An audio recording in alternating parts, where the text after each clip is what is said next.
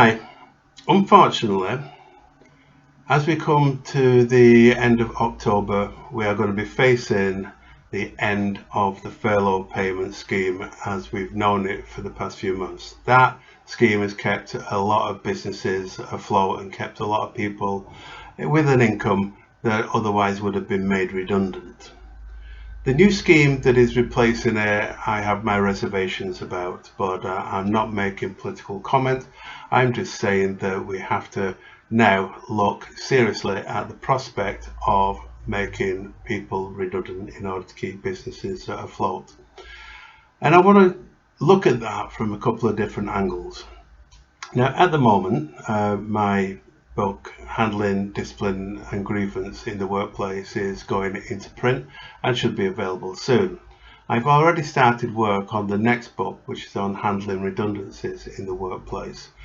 And I mentioned that because I'm approaching this from a way in which, first of all, we start looking at the issue of redundancy from the point of view of people. We are talking about people. When we're making people redundant, although HR, and I'm HR, will always say that it's about the job being made redundant, it's a person that is a consequence of the job being made redundant. And people will go through a number of stages when they're faced with redundancy. As redundancies are being discussed, as redundancies are being proposed, as redundancies are in the pipeline and may come into being very soon, the first thing that people are going to experience is fear. Fear for their own economic future. Fear for what's going to happen next. Fear about whether they're going to be able to afford Christmas this year. I mean, this is a serious thing. People are going to be severely affected by this, just that fear, even as they go into the consultations. And I know this because I've dealt with redundancies in three different ways. First, in the 1970s and 80s, was a young trade union activist, and I fought against redundancies that were being brought into the businesses that I worked in at the time.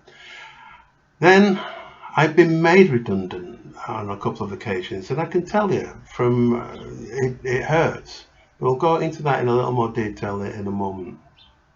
I've also dealt with redundancies as a manager and as a HR manager, and we have looked at how to make sure that the impact of redundancies is minimized, and looked at how to make sure that redundancies are avoided if at all possible. And through the engagement process and the consultation process, we've often found ways of doing that. But the fact remains, we are facing a severe economic downturn as a result of the coronavirus pandemic. We are facing economic issues that we're not going to recover from easy. And we have to face the fact that we are going to be in a situation where people are going to be made redundant. Now, I want to discuss that from a people point of view, because small to medium-sized businesses and charities, the managers and the employees, they know each other. It tends to be that we've known each other for some time. We know each other quite well, and we know each other personally. And we are dealing with people that we know, and it's difficult to dismiss people, and I've experienced this a lot, difficult to dismiss people even for serious misdemeanors in the workplace. Take that kind of decision very seriously. But when it comes to dismissing people on the grounds of redundancy, it's a slightly different ballgame. People that are being made redundant, when it comes to that point, having gone through the fear, having gone through the discussions and negotiations and consultations, and you now face in with actually making people redundant, I want to tell you something about how they are going to experience that. They're going to go through stages of grief, just like the bereavement of the loss of a relationship, the loss of a loved one through death. Go through the same kind of stages. Go through a point of disbelief, of denial. It's not happening, it can't happen to me. Go through a stage of anger where you're outraged, it shouldn't happen to me, it should be someone else. Why have you done this? This is down to the employer, this is down to the company messing things up, and I'm the consequence of that. goes through a period of negotiation, not necessarily the negotiation that goes with consultation and looking for ways out. Negotiation like grasping for straws negotiation. I will sacrifice this, I will do this, I will work for nothing, I will work for 2 hours pay for 10 hours work. You go through a period of depression where you are useless. You can't face it anymore. There is no future. That's it. You're on the scrappy, kicked into touch, kicked into the long grass. That's you, your future gone. Then acceptance. The final stage of that grief process is acceptance. And I want you to consider this very much as you're looking at redundancies, that you're dealing with people. And I know that the people that will watch these videos and buy my books are people that look for ethics in management, a moral imperative, a values-driven leadership. And this, I think, is important to get over, that to look to minimize those negative impacts. The idea is engagement as soon as possible, inclusion as soon as possible. Get people to be able to participate in this so that they at least feel respected and involved and engaged by you. Now I want to talk about something else. Other than in the case of insolvency, a company is looking to keep going, keep trading, and the redundancies are there as part of the survival package and survival plans. And within that, you've got to look at changing the way people work, upskilling, workforce development, creating a resilient and agile workforce that's going to be able to cope with the future so that you can begin to grow again, so that you can begin to expand again. And in the book, I will be going through, this is the way that it's planned out. First, talk about people. Then talk about the legal obligations and the steps that have to be taken. Then the development of policies, procedures, examples of how things can be done. But then move on to post-redundancy, to creating agile organizations and companies that can face the future with strength and confidence, with a workforce that is motivated and resilient.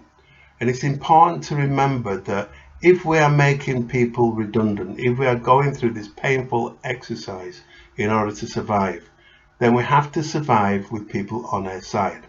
For organizations, and I've experiences that go into redundancy in the way that we are experiencing a reduction of X in our inflow of cash, therefore we need to reduce our workforce by Y, salami slice the workforce and just cut it in order to, people say, cut our cloth to meet our finances, however that saying goes. We need to look more positively about a future organization, a future company, maybe flatter, maybe more skilled, maybe more engaged, more involved. Because remember also that those that are left after redundancies, they will experience a negative feeling too. First a sigh of relief, it's not me, and then a grief that they've lost their colleagues, and why not me? A guilt that they survived, their colleagues didn't. Their colleagues, often their friends, didn't survive the redundancy cull. So think about the psychology, think about the emotions, think about staying legal. Make sure that this is not used to just get rid of some dead wood that you didn't like before. You've got to go through processes and procedures, through legal obligations, and I want you to get through this safely. I want the companies that can survive to survive. I want them to be able to look to a future that is positive, with a workforce that is agile, motivated and resilient, and able to face the challenges of the future with a positive attitude. And thank you for watching. I would like to encourage you to subscribe to my YouTube channel and like and share the Facebook page that these will be posted on. These videos will be posted on. I look forward to next video, and hopefully it will be in more positive circumstances as we are looking to consolidate our positions, plan for the future and plan for a prosperous future. Thank you for watching. Bye.